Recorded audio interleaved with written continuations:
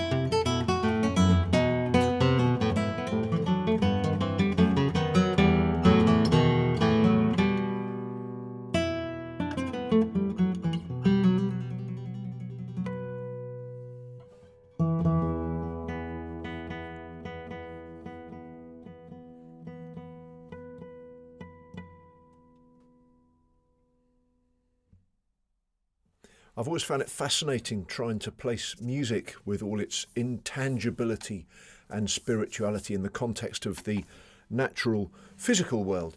It's all about vibrations, of course, but the story soon becomes entangled in the world of physics and harmonics in particular. Here's an extract from a film which explains this in more detail.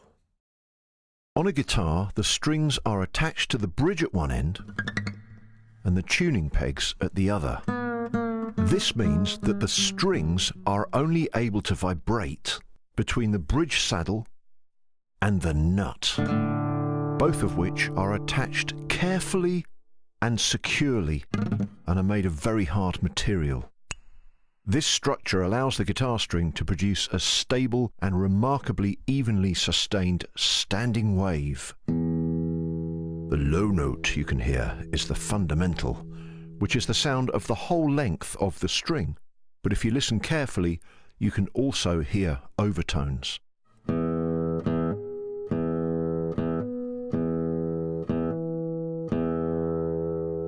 These come from different parts of the string joining in with the disturbance. These are also referred to as harmonics. Overtones or harmonics always sound higher than the fundamental. Some harmonics are louder than others, and this weird cluster of different sounds is referred to as timbre.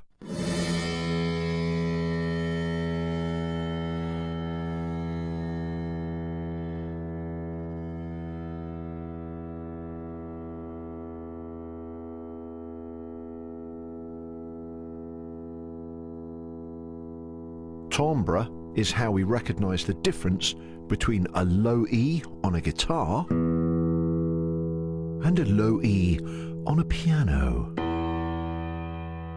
Here is a standing wave which can be thought of as a guitar string. The frequency of the waves along its length dictate the pitch of the note that we hear. The peaks and troughs of the disturbance give an indication of volume. Here, the string appears to be moving a lot, but in the middle of each wave, it seems stationary. These still moments are called nodes, and the big peaks and troughs are called antinodes. Putting the tip of your finger on the node exactly halfway along the wave is just like playing your 12th fret harmonic. Because your finger has isolated an overtone double the frequency of the fundamental, it sounds an octave higher.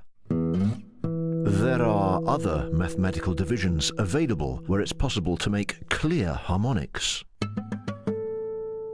The easiest ones to find are a half, a third, and a quarter along the length of the wave. Unlike the other higher overtones, these familiar, homely sounding harmonics have shaped the way we hear music, influencing what we describe as nice or nasty, sweet or dissonant. The physics of a wave has influenced our perception of music and helped us decide where to put the frets on a guitar.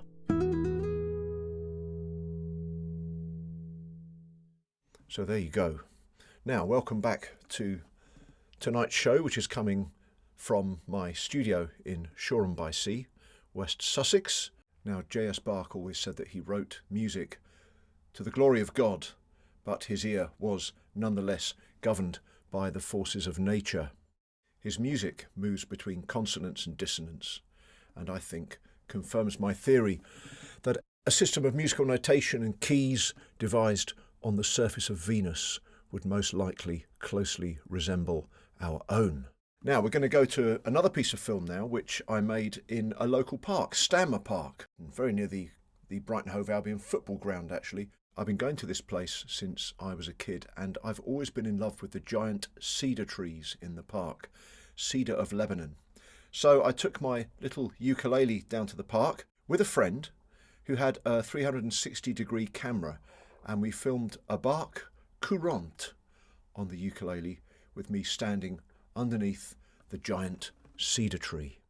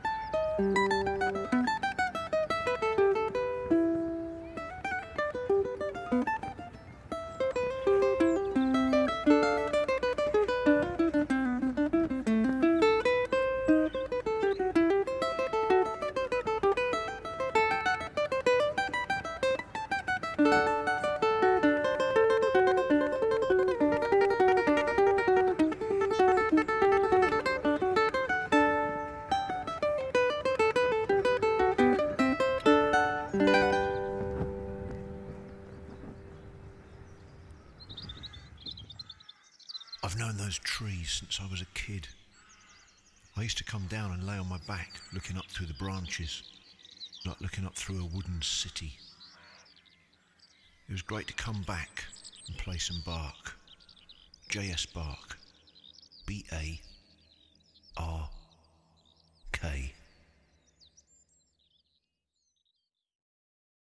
Now let's go from the giant cedar of Lebanon trees in Stanmer Park to visit this other ukulele which I'm holding. This ukulele was built by a wonderful man called Pete Howlett. What's interesting about this uke is the fact that the soundboard, the very front of this ukulele, came from a cedar tree that was rescued from the Biscuit Creek fire, which blazed in Oregon, California in 2002. One of the largest forest fires ever recorded. It burnt nearly 500,000 acres. So from that fire came the cedar tree, and the cedar tree gave us this beautiful tonewood. And now I'm going to play a saraband by Bach from the third cello suite. The saraband, of course, is at the very heart of the Bach suites, but you may not have heard one on the ukulele before.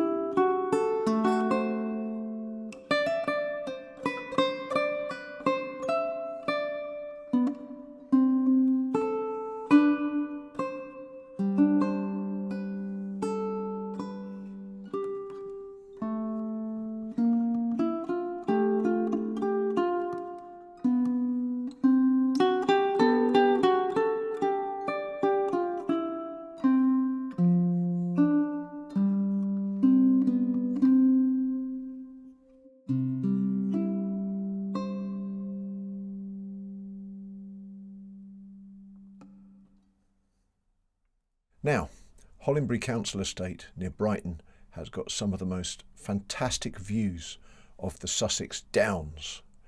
And that's where I grew up. I grew up on top of a hill. Perhaps this inspired me to want to be a musician, but I also wanted to go into farming at one point, and I spent many of my summer holidays working on local farms.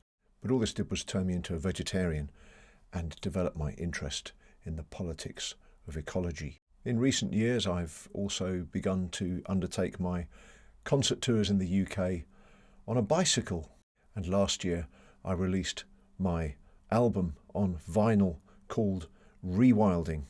The activity of rewilding is already generating exciting new scientific data, as well as showing us a clear way forward. Here's a little trailer for my album, Rewilding. This music is from Rewilding, a track called For All Mankinenera.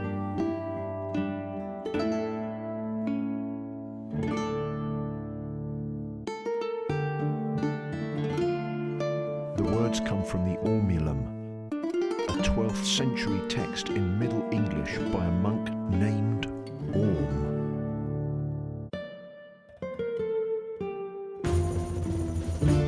The phrase "for all mankinenera" means for the sake of all mankind. The science of rewilding gives us a new way to listen to the voice of nature. But we do have to listen, and we have to learn. For the sake of all mankind.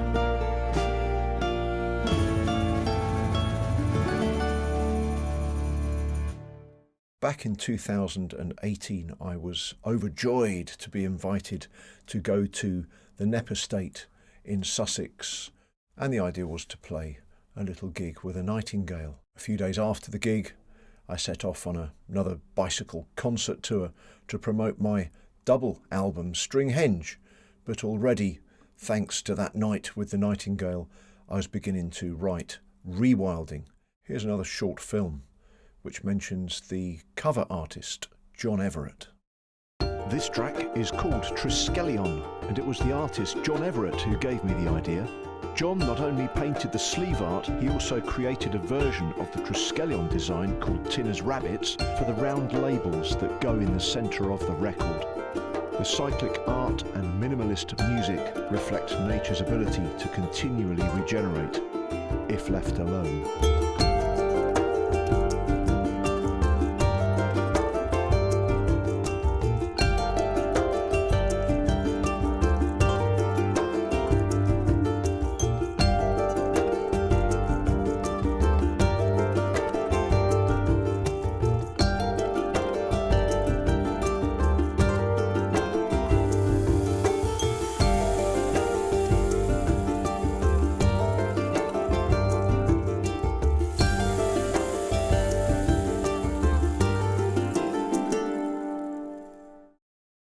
And now a world premiere as part of this wonderful festival.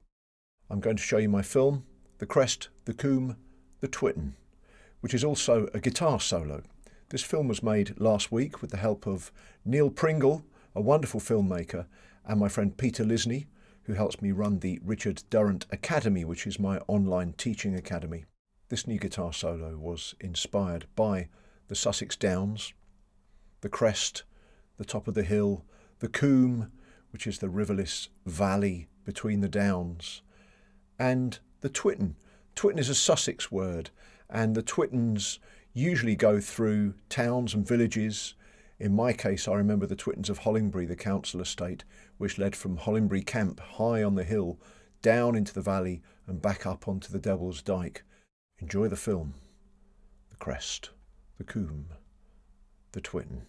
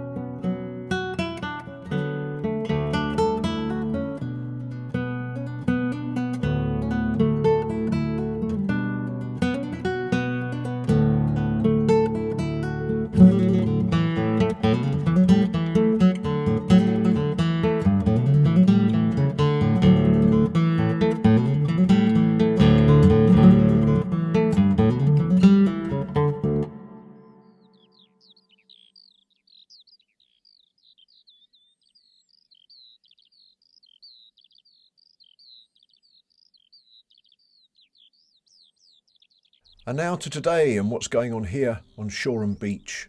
Here is my little closing film about an inspiring project that has given such hope and a lot of fun to my family. The project was inspired by the cancellation of all my touring. The film ends with a little musical prayer, Una limosna por el amor de Dios, by the great Paraguayan guitarist Agustin Barrios. I hope you enjoy this. Thanks again for watching. This is my oldest son, Django, reporting for work at our new family business, the Pollinator Cafe, situated at the bottom of our garden in Shoreham by Sea.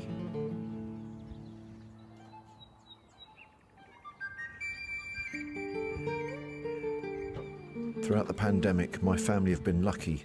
None of us have got ill, and we haven't lost anyone close through COVID. But we have watched the world change, and like so many, we've had to adapt. Back in December, with all gigs off, we decided to go hunting for an old horse box. The plan was to build a small cafe from recycled materials and open it on a patch of rewilded garden. We wanted to be open by summer, selling ethically sourced plant-based drinks and snacks. I might even get my guitar out. What none of us expected was the weather that would greet the midsummer of 2021. With the little Pollinator Cafe almost finished, it was now time to try and get it onto the site. But my God, did we pick a day. The rain was biblical, the wind was freezing.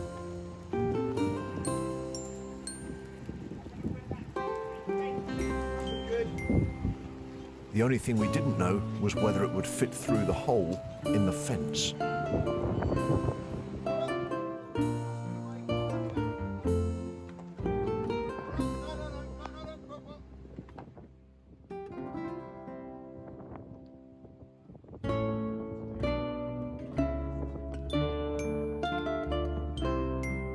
The answer was yes, and the little Pollinator Cafe emerged gracefully onto its rewilded meadow next to the beach.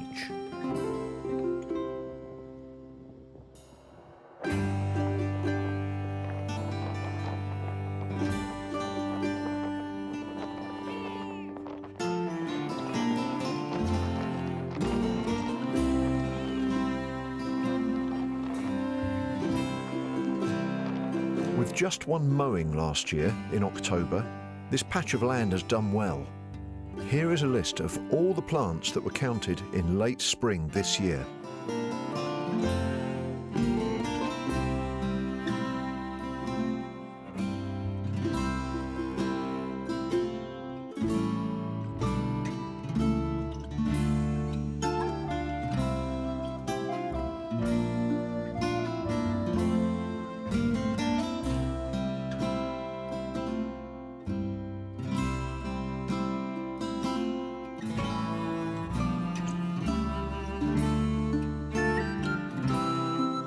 Two weeks in now, and it's hard to imagine life without the Pollinator Cafe. I still hope to tour again, of course, but who knows what the future holds. I fear for the well-being of fellow artists and the prospect for UK venues with our hard-to-understand government and inarticulate Prime Minister. But for now, playing music at the bottom of the garden feels magical enough for me. And local feels good, whilst small is beautiful.